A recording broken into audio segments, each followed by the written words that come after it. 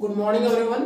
Welcome back to our online class again. In the last class we have discussed how different states come out from the Mughal Empire, and in the last class we have discussed about Bengal. Till now we have discussed three major states which come out from the Mughal Empire, which were the part of Mughal Empire up to the mid 18th century. Bengal, Awadh, Hyderabad. Now some more states which have taken the benefit of the weak rulers of Mughal empire और called later Mughals. हमने पढ़ा था 1707 के बाद जो शासक थे और उनकी डेथ के बाद क्या कहलाए थे, लेटर मुगल्स कहलाए थे। तो उनके शासन का बेनिफिट लेके और जो अलग आजाद हुए उनके बारे में हम डिस्कस करेंगे। तीन हमने महत्वपूर्ण पढ़े, अवध, हैदराबाद और बंगाल। अब हम बात करेंगे वतन जागीर की। वतन जागीर क्या थी कि वो पार्टिकुलर एरिया जिन्होंने कि या तो मुगल एम्पायर के सामने, मुगल जो साम्राज्य था उसके सामने सरेंडर कर दिया था, या उनकी सुप्रीमेसी को मान लिया था, या उनको मुगल शासन के द्वारा हरा दिया गया था, फिर वापस दे दी गई थी जागीर, वो एरिया जिसमें वो शासन करते थे कि रेवेन्यू वगैरह कलेक्ट कर सकते हैं, लेकिन सुप्रीमेसी किसकी माने, वो मुगल एम्पायर की माने। तो ऐसे ही हमारे यहाँ कुछ वतन जागीर थी जो कि फिर क्या कर दी गई थी, हेरिडेटरी कर दी गई थी। हेरिडेटरी क्या होता है कि वंशानुगत, यानी आज अगर किसी के पास है तो नेक्स्ट उनके आगे आने वाले जनरेशन को पास हो जाएगी। तो वतन जागीर क्या थी, हेरिडेटरी थी, और इनमें ज्यादातर कौन थे, राजपूत शासक थे। अब मुगल साम्राज्य के दौरान ये जो वतन जागीर थी ये कुछ राजपूत शासकों को दी गई जिन्होंने सुप्रीमेसी मान ली थी मुगल साम्राज्य की कि सुप्रीम लीडर वही है देश के अंदर, और उन्होंने राज दरबार में, राजा के दरबार में मुगल एम्पायर के सहयोग में अपना काम किया था, उनको आगे बढ़ाने में सहयोग किया था, उनको विशेष छूट दी जाती थी। ऐसे ही दो हमारे पास जो महत्वपूर्ण रियासतें थी राजस्थान की अगर बात करें तो ये थे जोधपुर और आमेर। यहाँ के जो शासक थे राजा अजीत सिंह और सवाई राजा जय सिंह, ये भी मुगल साम्राज्य के लिए इन्होंने विशेष तौर पर कुछ अपनी सेवाएं दी थी, इसके लिए इनको छूट भी दी गई। बहुत सारे महत्वपूर्ण जगह का इनका गवर्नर और सूबेदार बनाया गया था, उसका इन्होंने बेनिफिट भी लिया।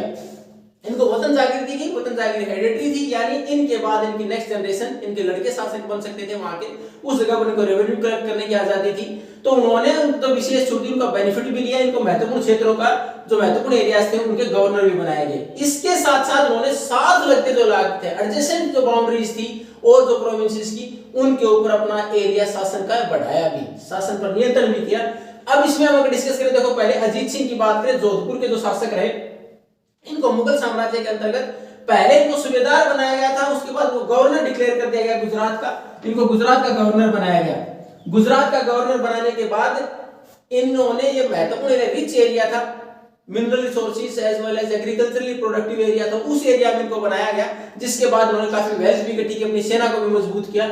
उसके बाद सवाई राजा जय सिंह, इनको गवर्नर बनाया गया था मालवा का, इनको मालवा का गवर्नर बनाया गया। और जहेंद्र शाह जो कि शासक बने थे लेटर मुगल्स में 1713 में, उनको रिन्यू कर दिया, वापस पद इनको आगे बढ़ा दिया गया था, इस एरिया के गवर्नर रहेंगे। इन्होंने फिर क्या किया, इनके साथ लगते जो इलाके थे उनके ऊपर अपना कंट्रोल करना स्टार्ट कर दिया, नियंत्रण करना स्टार्ट कर दिया, अपना विस्तार करना शुरू कर दिया साम्राज्य का, अपने राज्य का। तो उसमें देखो जैसे ही जोधपुर के नजदीक जो सीमा लगती थी नागौर की, तो उसके ऊपर राजा अजीत सिंह ने अपने शासन को नागौर तक बढ़ा लिया, अब नागौर को भी अपने शासन के अंतर्गत ले लिया। उसी प्रकार सवाई राजा जय सिंह ने जो बूंदी जो जिला है अब राजस्थान का, उसकी जो रियासत थी उसके ऊपर अपना नियंत्रण कर लिया। इनको गवर्नर बनाया गया था मालवा का, उसके साथ लगती जगह थी बूंदी, उसके ऊपर अपना नियंत्रण कर लिया, और धीरे धीरे उन्होंने दोनों जो अपना शासन बढ़ाना शुरू किया, अपना नियंत्रण बढ़ाया, अपनी मजबूत सेना इकट्ठी कर ली थी उसके द्वारा। तो इन्होंने धीरे धीरे और अपनी पावर को बढ़ाने का प्रयास किया, लेकिन परेशानी कहां आई, 1722 में इनको सूबेदारी आगरा की भी दी गई, किसको, राजा जय सिंह को। राजा जय सिंह को आगरा का गवर्नर बना दिया गया, जहां 12 साल तक गवर्नर रहे। 1722 में उनको गवर्नर बनाया गया था आगरा का। लेकिन 1740 के दौर में 1740 के बाद लगातार मराठाओं ने राजस्थान में भी आना शुरू कर दिया, राजस्थान के अंदर भी रेड डालनी शुरू कर दी, राजस्थान के अंदर भी आक्रमण, इन्वेशंस, हमले करने शुरू कर दिए। तो जिसकी वजह से इनका नियंत्रण आगे नहीं बढ़ पाया, इनका कंट्रोल आगे नहीं बढ़ पाया और एरियाज के ऊपर। यानी जो महत्वपूर्ण शासक रहे जो कि वतन जागीर के तौर पर इनको दी गई थी मुगलों के द्वारा, जैसे जोधपुर और आमेर, जोधपुर के राजा अजीत सिंह और आमेर के राजा सवाई राजा जय सिंह, इन्होंने अपनी नई कैपिटल भी बनाई थी। इन्होंने जब शासन अपना शुरू किया वहां, जब इनको आजादी मिली, जब उन्होंने मजबूती से अपनी सेना स्थापित कर ली, तो इन्होंने अपनी नई कैपिटल बनाई थी जयपुर। ये भी मानते हैं who founded the city of Jaipur, Jaipur की स्थापना किसने की थी? राजा जयसिंह ने। तो इन्होंने अपनी कैपिटल बनाई थी Jaipur.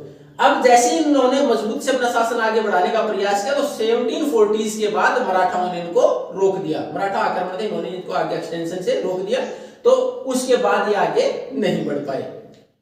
For the remaining topic we will continue in the next class. If you have any doubt you can ask. Thank you and have a nice day.